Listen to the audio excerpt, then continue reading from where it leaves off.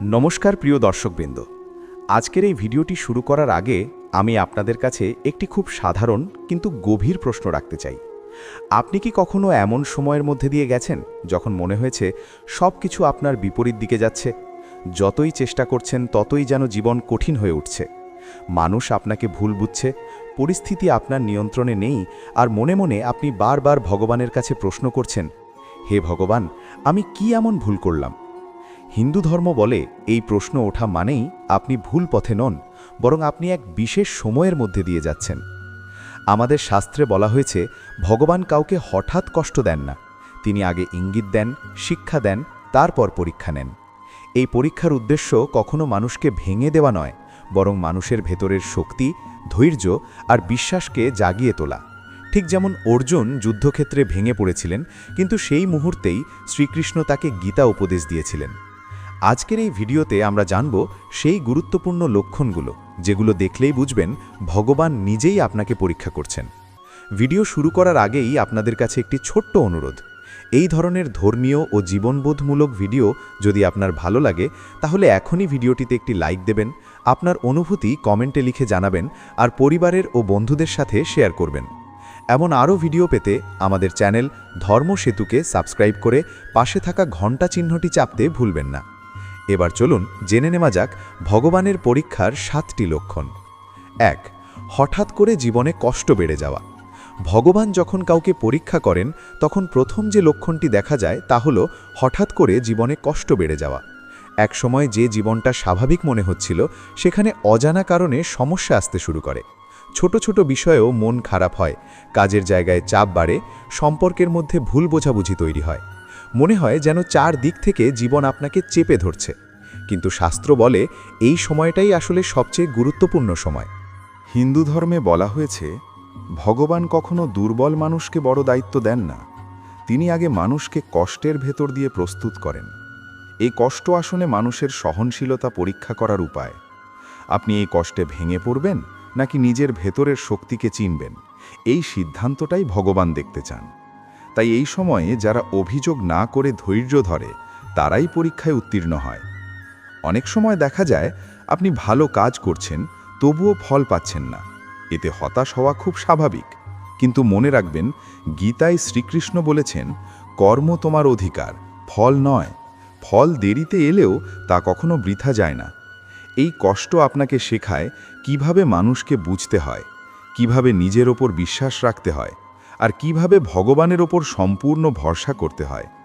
যদি এই সময়ে আপনি প্রার্থনা চালিয়ে যান, নিজের নীতিতে অটল থাকেন, আর কাউকে ক্ষতি না করেন, তাহলে জেনে রাখুন ভগবান আপনাকে দেখছেন। এই কষ্ট একদিন আশীর্বাদ হয়ে ফিরবে, কারণ ভগবান যাকে পরীক্ষা করেন তাকেই পরবর্তী সময়ে সম্মান দেন। 2. কাছের মানুষদের আচরণ বদলে যাওয়া। ভগবানের পরীক্ষার দ্বিতীয় বড় লক্ষণ হল হঠাৎ করে কাছের মানুষদের আচরণ বদলে যাওয়া।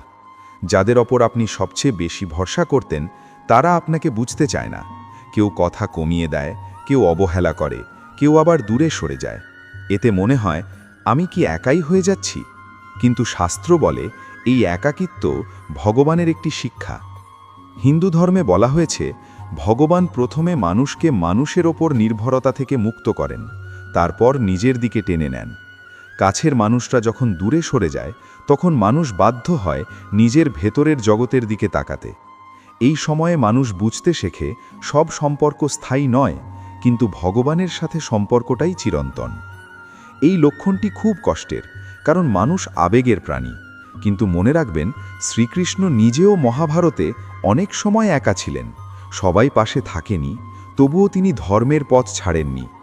ভগবান এই পরীক্ষার মাধ্যমে আপনাকে শেখাতে চান যেন আপনি কারো ওপর অন্ধভাবে নির্ভর না করেন, বরং নিজের আত্মাকে শক্ত করেন।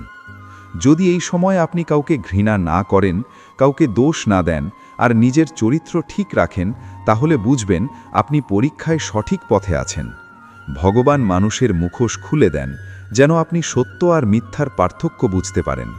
এই শিক্ষা ভবিষ্যতের জন্য সবচেয়ে বড় আশীর্বাদ। 3. মন ভেঙে যাওয়া, তবুও ভেতরে এক অদ্ভুত শান্তি অনুভব হওয়া। ভগবান যখন কাউকে গভীরভাবে পরীক্ষা করেন, তখন তৃতীয় যে লক্ষণটি দেখা যায় তা খুব সূক্ষ্ম, কিন্তু অত্যন্ত শক্তিশালী। বাইরে থেকে দেখলে মনে হবে আপনি ভেঙে পড়েছেন, মন খারাপ, চোখে জল, আগ্রহ কমে গেছে, হাসিটা যেন হারিয়ে গেছে। কিন্তু আশ্চর্যের বিষয় হলো, এই সব কষ্টের মাঝেও ভেতরে কোথাও একটা অদ্ভুত শান্তি কাজ করে। মনে হয় সব কিছু শেষ হয়ে যায়নি, কিছু একটা ঠিক হয়ে যাবে। হিন্দু ধর্ম বলে এই অনুভূতিটাই ভগবানের স্পর্শ। শাস্ত্রে বলা হয়েছে, যখন মানুষ শুধু নিজের শক্তিতে চলে তখন সে অহংকারে ভরে যায়, আর যখন অহংকার ভাঙে তখনই ভগবান মানুষের হৃদয়ে প্রবেশ করেন। এই মন ভাঙার সময়টাই আসলে অহংকার ভাঙার সময়। আপনি বুঝতে শুরু করেন, আমি সব কিছু নিয়ন্ত্রণ করতে পারি না, সব কিছু আমার হাতে নেই। এই উপলব্ধি মানুষকে ভেতর থেকে নরম করে, আর নরম হৃদয়েই ভগবানের বাস। অনেক সময় মানুষ ভাবে কষ্ট মানেই অশান্তি, কিন্তু ভগবানের পরীক্ষায় কষ্ট আর শান্তি একসাথে চলে। বাইরে ঝড়, ভেতরে স্থিরতা। ঠিক যেমন সমুদ্রের উপরিভাগে ঢেউ, কিন্তু গভীরে সম্পূর্ণ শান্ত। এই গভীর শান্তিটা আসে বিশ্বাস থেকে। আপনি হয়তো ঠিক জানেন না সামনে কি হবে, কিন্তু মনে মনে বিশ্বাস করেন ভগবান যা করছেন ভালো জন্যই করছেন। শ্রীকৃষ্ণ অর্জুনকে বলেছিলেন, যখন তুমি সম্পূর্ণ ভেঙে পড়বে তখনই আমি তোমার পাশে দাঁড়াবো। এই কথার প্রমাণ এই লক্ষণটি। মানুষ যখন নিজের শেষ সীমায় পৌঁছায় তখনই ভগবানের শক্তি কাজ শুরু করে। এই সময়ে আপনি বেশি কথা বলতে ইচ্ছা করেন না, ভিড় এড়িয়ে চলেন, নীরবতা পছন্দ করেন। এই নীরবতায় ধ্যানের প্রথম ধাপ।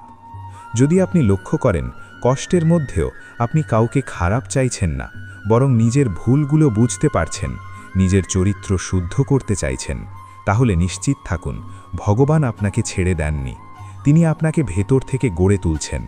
এই পরীক্ষা পার হলে আপনি আগের মতো মানুষ থাকবেন না, আপনি আরও পরিণত, আরও সহানুভূতিশীল হয়ে উঠবেন। এই লক্ষণের সবচেয়ে বড় শিক্ষা হল, শান্তি বাইরের পরিস্থিতির উপর নির্ভর করে না, শান্তি আসে ভেতরের বিশ্বাস থেকে। আর এই বিশ্বাস জন্মায় তখনই যখন ভগবান আপনাকে নিজ হাতে পরীক্ষা করেন। 4. প্রার্থনার প্রতি হঠাৎ টান অনুভব হওয়া। ভগবানের পরীক্ষার চতুর্থ লক্ষণটি খুব সুন্দর এবং পবিত্র। হঠাৎ করে আপনার মনে প্রার্থনা করার ইচ্ছা জাগে। আগে হয়তো নামাজ, পূজা, জপ, মন্ত্র এসবের প্রতি তেমন আগ্রহ ছিল না, কিন্তু এখন মন নিজে থেকেই ভগবানের দিকে যায়। একা বসে ভগবানের নাম নিতে ইচ্ছা করে, চোখ বন্ধ করে মনে মনে কথা বলতে ইচ্ছা করে। হিন্দু ধর্ম বলে এই টান মানুষের নয়, এই টান ভগবানের। শাস্ত্রে বলা হয়েছে, ভগবান যখন কাউকে ডাকেন তখন তিনি কষ্টের ভাষায় ডাকেন। কারণ সুখের সময় মানুষ ভগবানকে ভুলে যায়, কিন্তু দুঃখের সময়ই মানুষ সত্যিকার অর্থে ভগবানকে খোঁজে। এই খোঁজটাই আসলে আত্মার জাগরণ। আপনি বুঝতে শুরু করেন, মানুষ সবসময় পাশে থাকে না, পরিস্থিতি সবসময় অনুকূলে থাকে না, কিন্তু ভগবান সবসময় আছেন। এই সময়ে প্রার্থনা আর চাওয়ার মধ্যে পার্থক্য আসে। আপনি আর শুধু কিছু পাওয়ার জন্য প্রার্থনা করেন না, বরং শক্তি চেয়ে প্রার্থনা করেন, ধৈর্য চেয়ে প্রার্থনা করেন, নিজেকে ঠিক রাখার জন্য প্রার্থনা করেন। এই পরিবর্তনটাই প্রমাণ করে ভগবান আপনার ভেতরে কাজ শুরু করেছেন। অনেক সময় দেখা যায়, আপনি মন্দিরে গেলে, ভগবানের নাম শুনলে বা কোনো ধর্মীয় কথা শুনলে চোখে জল চলে আসে। এটা দুর্বলতা নয়, এটা হৃদয়ে শুদ্ধ হওয়ার লক্ষণ। অহংকার ভেঙে গেলে হৃদয় নরম হয়, আর নরম হৃদয়েই ভক্তি জন্মায়। শ্রীকৃষ্ণ বলেছেন, আমি ভক্তির দ্বারা বাধা পড়ি। এই ভক্তি তৈরি হয় পরীক্ষার মধ্য দিয়েই। এই লক্ষণের আরেকটি দিক হল, আপনি ধীরে ধীরে ক্ষমা করতে শিখছেন। আগে যাদের ওপর রাগ ছিল, এখন তাদের জন্য মঙ্গল কামনা করতে পারেন। এটা মানুষের পক্ষে সম্ভব নয়, এটা ভগবানের কাজ। তিনি আপনার ভেতরের বিষ দূর করছেন, যেন আপনি হালকা হয়ে সামনে এগোতে পারেন। যদি এই সময় আপনি নিয়মিত প্রার্থনা করেন, নিজের কাজ সৎভাবে করেন আর ফল ভগবানের ওপর ছেড়ে দেন, তাহলে বুঝবেন আপনি পরীক্ষায় উত্তীর্ণ হওয়ার পথে আছেন। ভগবান কাউকে প্রার্থনার পথে ডাকলে তাকে কখনো খালি হাতে ফেরান না। হয় তিনি পরিস্থিতি বদলান, না হয় আপনাকে এতটা শক্ত করেন যে পরিস্থিতি আপনাকে আর ভাঙতে পারে না। 5. জীবনের প্রতি দৃষ্টিভঙ্গি ধীরে ধীরে বদলে যাওয়া। ভগবান যখন কাউকে দীর্ঘ ও গভীর পরীক্ষার মধ্যে দিয়ে নিয়ে যান, তখন পঞ্চম লক্ষণটি খুব নিঃশব্দে আসে, কিন্তু এর প্রভাব সবচেয়ে স্থায়ী হয়। এই লক্ষণটি হল, জীবনের প্রতি আপনার দৃষ্টিভঙ্গি ধীরে ধীরে বদলে যেতে শুরু করে। আগের মতো আপনি আর সব কিছুকে একই চোখে দেখেন না, যেসব বিষয় একসময় খুব গুরুত্বপূর্ণ মনে হতো সেগুলো এখন তেমন গুরুত্ব পায় না। আবার যেগুলোকে আগে অবহেলা করতেন সেগুলো হঠাৎ করে খুব মূল্যবান মনে হতে শুরু করে। হিন্দু ধর্ম বলে এই পরিবর্তনই আত্মার পরিণতি। একসময় আপনি হয়তো মানুষের কথা, সম্মান, টাকা, স্বীকৃতি এসব নিয়ে খুব ভাবতেন। কেউ আপনাকে কি বলল, কি ভাবল, সেটাই আপনার মনের শান্তি নষ্ট করে দিত। কিন্তু ভগবানের পরীক্ষার এই পর্যায়ে এসে আপনি বুঝতে শুরু করেন সব মানুষের মন একরকম নয়, আর সবাইকে খুশি করা সম্ভব নয়। এই উপলব্ধি আপনাকে ধীরে ধীরে মুক্ত করে। আপনি আর অকারণে নিজেকে দোষ দেন না, আবার অহংকারেও ভোগেন না। আপনি শুধু নিজের ধর্ম আর কর্তব্যের দিকে মন দেন। শাস্ত্রে বলা হয়েছে প্রকৃত জ্ঞান আসে অভিজ্ঞতা থেকে, বই থেকে নয়। ভগবান কষ্টের অভিজ্ঞতার মাধ্যমে মানুষকে সেই জ্ঞান দেন যা সারা জীবন বই পড়েও পাওয়া যায় না। এই সময় আপনি লক্ষ্য করবেন আপনার কথা কমে গেছে, কিন্তু চিন্তা গভীর হয়েছে। আপনি আর তাড়াহুড়ো করে সিদ্ধান্ত নেন না। আগে যেটা নিয়ে রেগে যেতেন, এখন সেটা দেখে শুধু নীরব থাকেন। এই নীরবতা দুর্বলতার নয়, এটা পরিণতির লক্ষণ। জীবনের এই পর্যায়ে এসে আপনি বুঝতে শুরু করেন সব কিছু ধরে রাখার নয়, কিছু কিছু ছেড়ে দেওয়ার। সম্পর্ক, আশা, এমনকি কিছু স্বপ্ন। আগে যেসব স্বপ্ন না পূরণ হলে আপনার মনে হাহাকার হতো, এখন সেগুলো না পেলেও আপনি নিজেকে সামলে নিতে পারেন। কারণ আপনি বুঝে গেছেন আপনার জীবনের পথ আপনি একা ঠিক করছেন না, ভগবান নিজে আপনাকে পথ দেখাচ্ছেন। এই পরিবর্তনের আরেকটি বড় দিক হলো আপনি মানুষের দুঃখ বুঝতে শুরু করেন। আগে হয়তো আপনি শুধু নিজের কষ্ট দেখতেন, এখন অন্যের কষ্ট দেখেও আপনার মন ভারী হয়। আপনি কাউকে কষ্ট দিতে ভয় পান, কারণ আপনি নিজে কষ্টের ভেতর দিয়ে গেছেন। হিন্দু ধর্মে এটাকেই বলা হয় করুণা, আর করুণাই মানুষের সবচেয়ে বড় ধর্ম। শ্রীকৃষ্ণ গীতায় বলেছেন, যে ব্যক্তি সুখে ও দুঃখে সমান থাকে সেই প্রকৃত যোগী। ভগবানের পরীক্ষার এই স্তরে এসে মানুষ ধীরে ধীরে সেই সমতার পথে হাঁটতে শেখে। আপনি খুব সুখে উচ্ছ্বসিত হন না, আবার খুব দুঃখে ভেঙেও পড়েন না, কারণ আপনার বিশ্বাস জন্মায় এই সময়টাও চলে যাবে। এই বিশ্বাসটাই জীবনের সবচেয়ে বড় শক্তি। এই লক্ষণের একটি গভীর ইঙ্গিত হলো আপনি ফলের চিন্তা কম করে কাজের দিকে বেশি মন দেন। আপনি বুঝতে পারেন ফল আপনার হাতে নেই, আপনি শুধু নিজের কর্তব্য সৎভাবে পালন করতে পারেন। এই উপলব্ধি মানুষকে মানসিকভাবে হালকা করে দেয়। আপনার বুকের ভেতর যে অজানা চাপ ছিল সেটা ধীরে ধীরে কমতে শুরু করে। অনেক সময় দেখা যায় এই পর্যায়ে এসে মানুষ একা থাকতে পছন্দ করে। এটা সমাজবিমুখতা নয়, এটা আত্মসংযোগ। আপনি নিজের ভেতরের কণ্ঠস্বর শুনতে শুরু করেন। এই কণ্ঠস্বরই আপনাকে ভুল পথ থেকে সরিয়ে সঠিক পথে আনে। হিন্দু শাস্ত্রে একে বলা হয় আত্মবোধ, যা খুব কম মানুষ অর্জন করতে পারে। এই লক্ষণটি প্রমাণ করে ভগবান শুধু আপনার পরিস্থিতি বদলাতে চান না, তিনি আপনাকে মানুষ হিসেবে বদলাতে চান।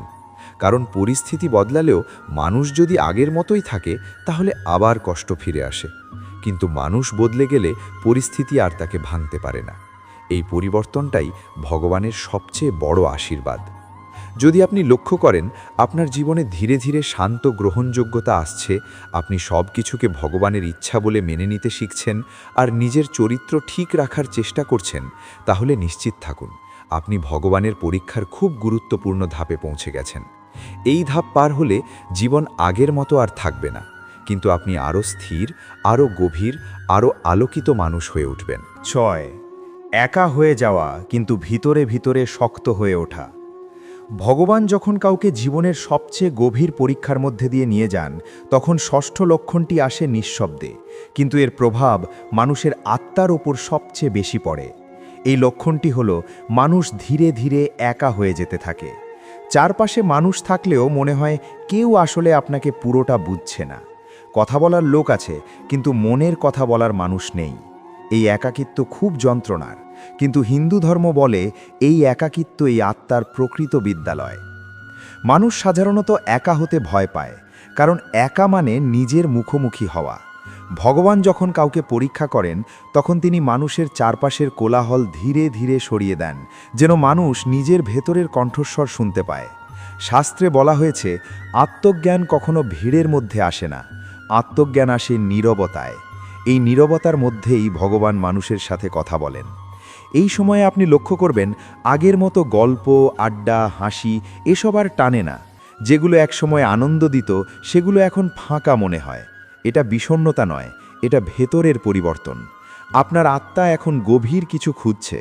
ভগবান আপনাকে শেখাতে চান বাইরের আনন্দ ক্ষণস্থায়ী, কিন্তু ভেতরের স্থিরতা চিরস্থায়ী।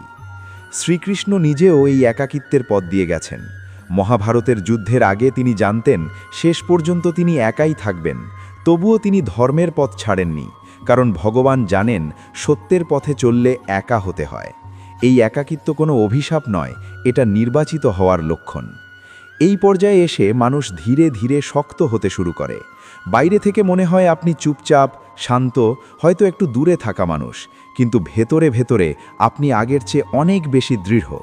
আগে যেসব কথা আপনাকে ভেঙে দিত, এখন সেগুলো আর আপনাকে নাড়া দেয় না, কারণ আপনি বুঝতে শিখেছেন সব কথা হৃদয়ে নেওয়ার নয়, সব মানুষকে বোঝানোর নয়।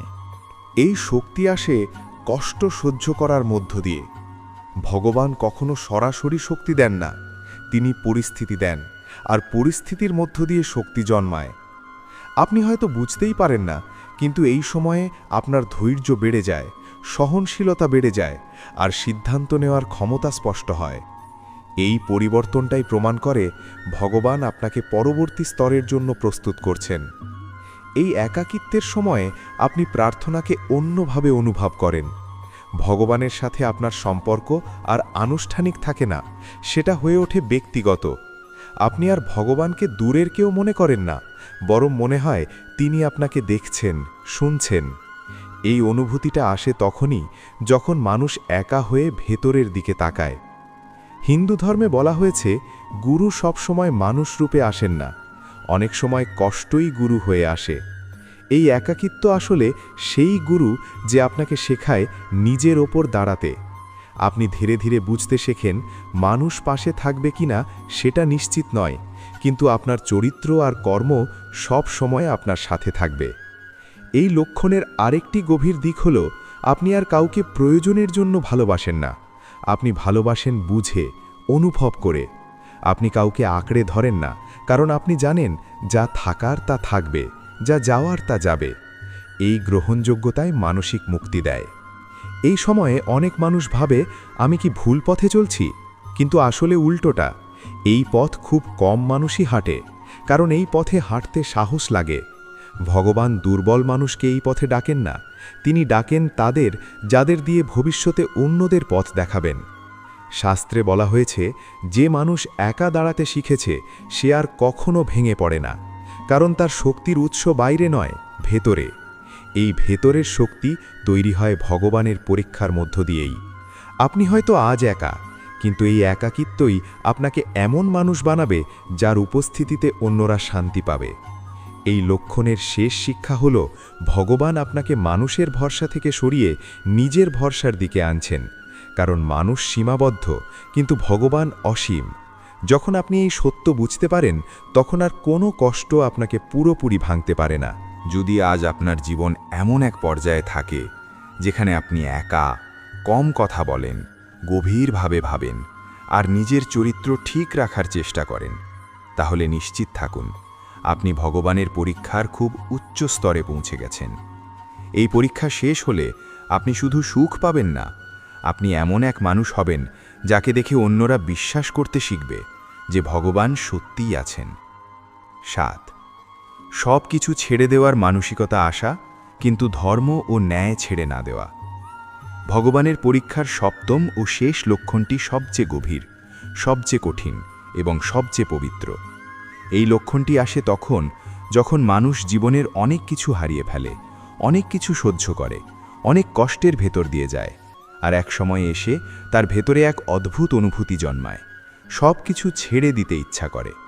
কিন্তু আশ্চর্যের বিষয় হল এই ছেড়ে দেওয়া পালিয়ে যাওয়া নয়, এই ছেড়ে দেওয়া আসক্তি ত্যাগ করা। হিন্দু ধর্ম বলে এই অবস্থায় পৌঁছনো মানেই মানুষ ভগবানের পরীক্ষার শেষ ধাপে পৌঁছে গেছে। এই সময়ে মানুষ আর জোর করে কিছু ধরে রাখতে চায় না। সম্পর্ক হোক, সম্মান হোক, প্রত্যাশা হোক, সব কিছুর ওপর থেকে তার আঁকড়ে ধরার প্রবণতা কমে যায়। আগে যেটা না পেলে মনে হাহাকার হতো, এখন সেটা না পেলেও সে শান্ত থাকতে পারে। এর মানে এই নয় যে সে নির্লিপ্ত বা উদাসীন হয়ে গেছে, বরং সে বুঝে গেছে সব কিছু আমার নিয়ন্ত্রণে নেই। আর যেটা আমার নয় সেটা আঁকড়ে ধরলে শুধু কষ্টই বাড়ে। শ্রীকৃষ্ণ গীতায় বলেছেন, ত্যাগ ছাড়া মুক্তি নেই। কিন্তু ত্যাগ মানে সব ছেড়ে পাহাড়ে চলে যাওয়া নয়, ত্যাগ মানে আসক্তি ছাড়া কর্ম করা। এই সপ্তম লক্ষণে এসে মানুষ সেই শিক্ষা বাস্তবে অনুভব করে। সে কাজ করে, কিন্তু ফলের সাথে নিজেকে বেঁধে ফেলে না। সে ভালোবাসে, কিন্তু মালিকানা দাবি করে না। সে চেষ্টা করে, কিন্তু ব্যর্থ হলে নিজেকে শেষ করে দেয় না। এই পর্যায়ে এসে মানুষ বুঝতে শেখে, সবাই থাকবে না, সব কিছু থাকবে না, সব সময় একরকম থাকবে না। এই সত্যটা আর তাকে ভয় দেখায় না, কারণ সে বুঝে গেছে পরিবর্তনই জীবনের নিয়ম। এই উপলব্ধি মানুষকে ভেতর থেকে খুব হালকা করে দেয়।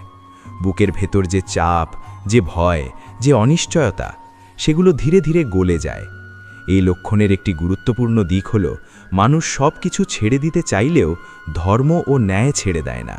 সে হয়তো আর কারো প্রশংসা চায় না, সম্মান চায় না, স্বীকৃতি চায় না, কিন্তু নিজের নীতির সাথে কখনো আপোষ করে না। হিন্দু ধর্ম বলে এই অবস্থাই প্রকৃত ধার্মিকতার চূড়া। কারণ ধর্ম মানে শুধু আচার নয়, ধর্ম মানে চরিত্র। এই সময় আপনি লক্ষ্য করবেন, আপনি অন্যায়ের প্রতিবাদ করেন ঠিকই, কিন্তু রাগে অন্ধ হয়ে যান না। আপনি সত্য বলেন, কিন্তু কাউকে অপমান করার জন্য নয়। আপনি কারো ক্ষতি করতে চান না, এমনকি যারা আপনাকে কষ্ট দিয়েছে তাদের প্রতিও আপনার মনে এক ধরনের ক্ষমা জন্মায়। এই ক্ষমা দুর্বলতা নয়, এটা আত্মিক শক্তির পরিচয়। শাস্ত্রে বলা হয়েছে, ভগবান মানুষকে তখনই পূর্ণ দায়িত্ব দেন যখন মানুষ ক্ষমা করতে শেখে।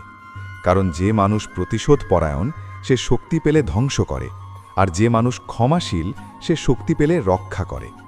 এই সপ্তম লক্ষণে এসে মানুষ সেই ক্ষমাশীলতার পথে হাঁটে।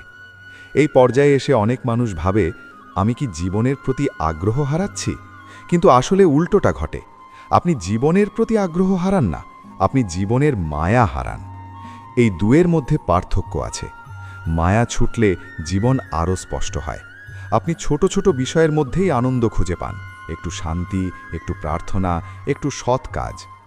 এই লক্ষণের আরেকটি গভীর দিক হল, আপনি ভগবানকে আর অভিযোগ করেন না। আগে হয়তো আপনি বলতেন, ভগবান আমার সাথে এমন কেন হলো? এখন আপনি বলেন, ভগবান আপনি যা করছেন নিশ্চয়ই কোনো কারণ আছে। এই বিশ্বাস অন্ধ নয়, এই বিশ্বাস অভিজ্ঞতা থেকে জন্মায়। এত কষ্টের পরেও আপনি যদি ভগবানের প্রতি শ্রদ্ধা হারান না, সেটাই প্রমাণ করে আপনি পরীক্ষায় উত্তীর্ণ হচ্ছেন। এই সময়ে আপনি প্রার্থনায় আর কিছু চান না, শুধু বলেন, আমাকে সঠিক পথে রাখুন, আমাকে ভুল করতে দেবেন না, আমাকে অহংকার থেকে বাঁচান। এই প্রার্থনায় সবচেয়ে শক্তিশালী প্রার্থনা, কারণ এখানে চাওয়া কম, আত্মসমর্পণ বেশি। হিন্দু ধর্মে বলা হয়েছে, আত্মসমর্পণ মানে দুর্বল হওয়া নয়, আত্মসমর্পণ মানে ভগবানের সাথে একাত্ম হওয়া। এই সপ্তম লক্ষণে এসে মানুষ সেই একাত্মতার স্বাদ পায়। সে বুঝতে শেখে, আমি একা নই, আমি যাত্রায় আছি, আর এই যাত্রার পথপ্রদর্শক ভগবান নিজেই। এই অবস্থায় এসে মানুষ আর ভবিষ্যৎ নিয়ে অকারণে ভয় পায় না। সে জানে ভবিষ্যৎ যেমনই হোক সে তা মোকাবিলা করার শক্তি পেয়েছে। এই শক্তি বাইরে থেকে আসে না, এই শক্তি আসে আত্মিক স্থিরতা থেকে, আর এই স্থিরতাই ভগবানের পরীক্ষার সবচেয়ে বড় পুরস্কার। এই লক্ষণের শেষ এবং সবচেয়ে গুরুত্বপূর্ণ শিক্ষা হল, ভগবান আপনাকে সব কিছু থেকে খালি করেন, যেন আপনাকে নিজে দিয়ে ভরতে পারেন। যতক্ষণ মানুষ জিনিসে ভরা থাকে ততক্ষণ ভগবানের জন্য জায়গা থাকে না, কিন্তু যখন মানুষ ছেড়ে দিতে শেখে তখন তার হৃদয়ে ভগবান স্থায়ীভাবে বাস করেন।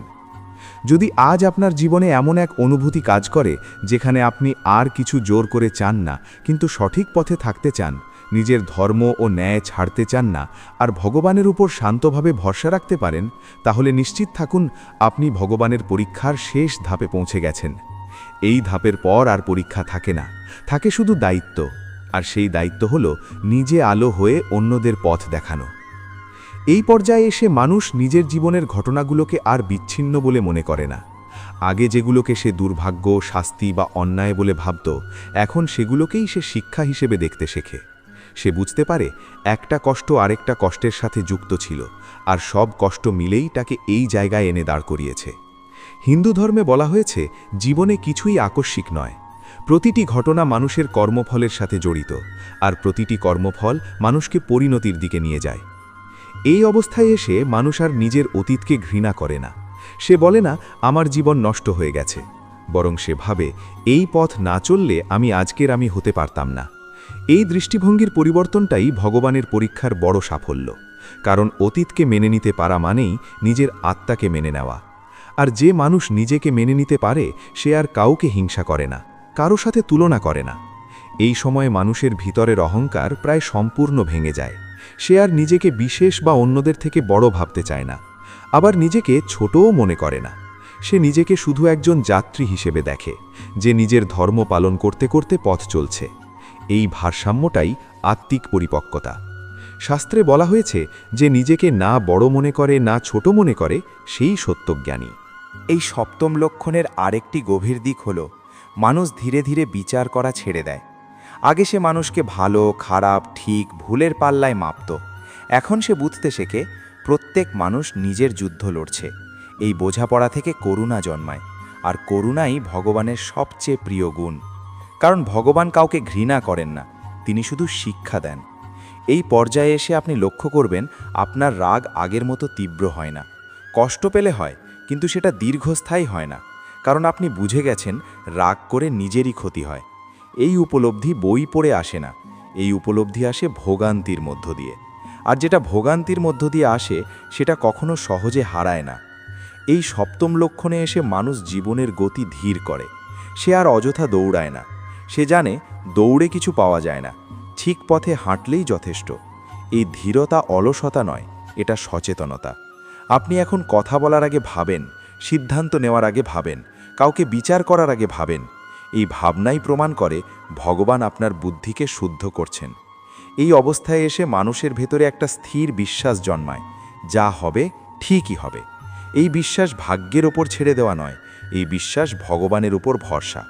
আপনি নিজের কাজ করবেন, নিজের ধর্ম পালন করবেন, কিন্তু ফল নিয়ে অস্থির হবেন না। এই শিক্ষা গীতার সার কথা। আর এই সার কথা মানুষ বোঝে তখনই যখন সে পরীক্ষার শেষ ধাপে পৌঁছায়। এই সময়ে আপনি লক্ষ্য করবেন আপনার প্রার্থনা আরও নীরব হয়ে গেছে, শব্দ কমে গেছে, অনুভূতি বেড়েছে। আপনি হয়তো বেশি মন্ত্র বলেন না, কিন্তু অল্প বলেই গভীরভাবে বলেন। এই গভীরতাই প্রমাণ করে আপনার ভক্তি এখন প্রদর্শনের জন্য নয়, সংযোগের জন্য। ভগবান বাহ্যিক আচার দেখেন না, তিনি হৃদয়ের অবস্থা দেখেন। এই সপ্তম লক্ষণের আরেকটি গুরুত্বপূর্ণ দিক হল আপনি আর নিজের জীবনকে অন্যের জীবনের সাথে তুলনা করেন না। কারো সাফল্য আপনাকে ঈর্ষান্বিত করে না, কারো ব্যর্থতা আপনাকে আনন্দ দেয় না। আপনি সবাইকে তাদের নিজের পথে চলতে দেন।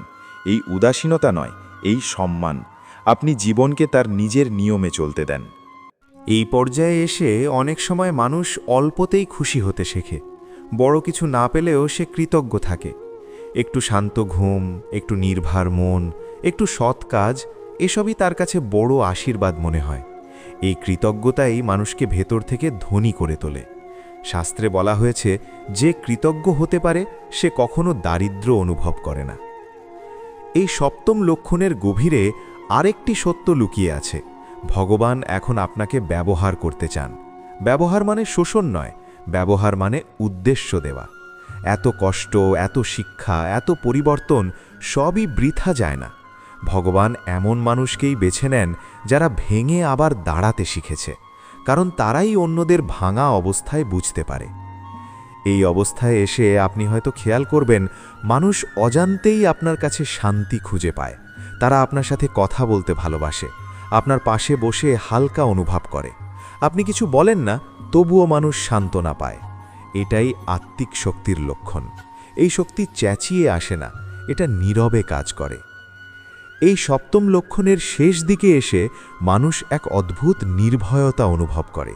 মৃত্যু, ক্ষতি, একাকিত্ব এসব ভাবলেও আর আগের মতো ভয় লাগে না, কারণ সে বুঝে গেছে জীবন শুধু শরীরের নয়, জীবন আত্মার, আর আত্মা কখনো নষ্ট হয় না। এই উপলব্ধি মানুষকে সত্যিকার অর্থে মুক্ত করে। এই মুক্তি মানে সংসার ছেড়ে যাওয়া নয়, এই মুক্তি মানে সংসারে থেকেও বন্ধন মুক্ত থাকা। আপনি কাজ করবেন, সম্পর্ক রাখবেন, দায়িত্ব পালন করবেন, কিন্তু ভেতরে ভেতরে স্বাধীন থাকবেন। এই অবস্থাটাই হিন্দু ধর্মে জীবন মুক্ত অবস্থা বলে।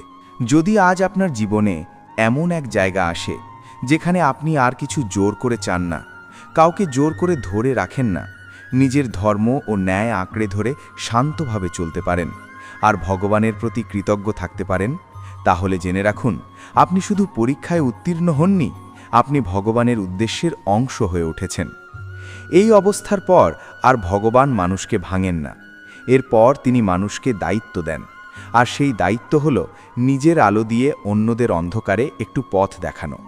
প্রিয় দর্শকবৃন্দ, আজ যদি আপনি এই ভিডিওটা শেষ পর্যন্ত দেখে থাকেন, তাহলে ধরে নিন ভগবান নিজেই আপনাকে এখানে নিয়ে এসেছেন। কারণ যে মানুষ পরীক্ষার ভেতর দিয়ে যায়, সেই মানুষই এই কথাগুলোর গভীরতা অনুভব করতে পারে। মনে রাখবেন, ভগবান কাউকে ভাঙার জন্য পরীক্ষা করেন না, তিনি পরীক্ষা করেন গড়ে তোলার জন্য। আপনি যে কষ্টের মধ্যে দিয়ে যাচ্ছেন, সেটাই একদিন আপনার সবচেয়ে বড় শক্তি হয়ে দাঁড়াবে। শুধু নিজের ধর্ম, ন্যায় আর মানবিকতা ছেড়ে দেবেন না, বাকি সব ভগবান সামলে নেবেন। এই ভিডিওটা যদি আপনার হৃদয় ছুঁয়ে যায়, তাহলে একটি লাইক দিয়ে আমাদের অনুপ্রাণিত করুন, আপনার অনুভূতি কমেন্টে লিখে জানান, আর এই বার্তা আপনার প্রিয় মানুষদের সাথে শেয়ার করুন। হয়তো আপনার শেয়ারই কারো ভাঙা মনকে শক্ত করে তুলবে। এমন আরও ধর্মীয় ও জীবনবোধমূলক ভিডিও পেতে আমাদের চ্যানেল ধর্ম সেতুকে সাবস্ক্রাইব করুন। ভগবান আপনাকে শক্তি দিন, শান্তি দিন আর সঠিক পথে রাখুন। জয় শ্রীকৃষ্ণ।